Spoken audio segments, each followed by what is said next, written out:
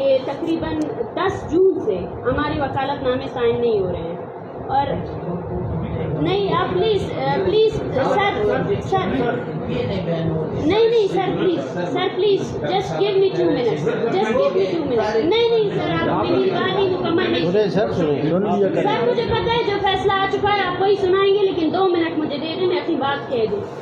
تو 10 جون سے وکالت نامے سائن نہیں ہو رہے. آپ کو پتہ ہے ہم مختلف کیسز میں ہمارے اوپر FIR ہے, صرف ایک کیس میں نہیں ہے, پورے بلوچستان میں, جیسے ایک ڈیرہ مراد میں ہے, گلزار میں ہے, کراچی میں, ان سب کے لیے وکالت نامہ ضروری ہے, یہ آپ کو پتہ ہے.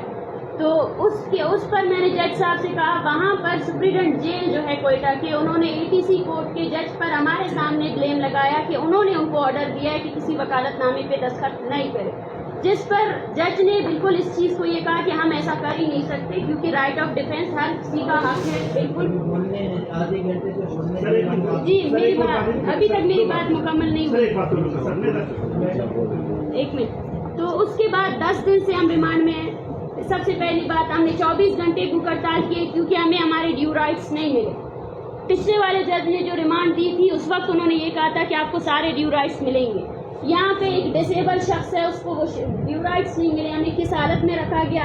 جج کے آرڈرز کے باوجود مجھے میرے فیملی سے نہیں ملوایا گیا, میں اپنی لیگل ٹیم سے ابھی تک نہیں ملی ہوں کہ ان کو کیا ان کے اور ہمارے درمیان کوئی بات چیت نہیں ہوئی ہے. اور دوسری سب سے بڑی بات یہ ہے کہ ان 10 دنوں کے دوران کوئی وکالت نامہ ہم سے دستخط نہیں کروایا گیا.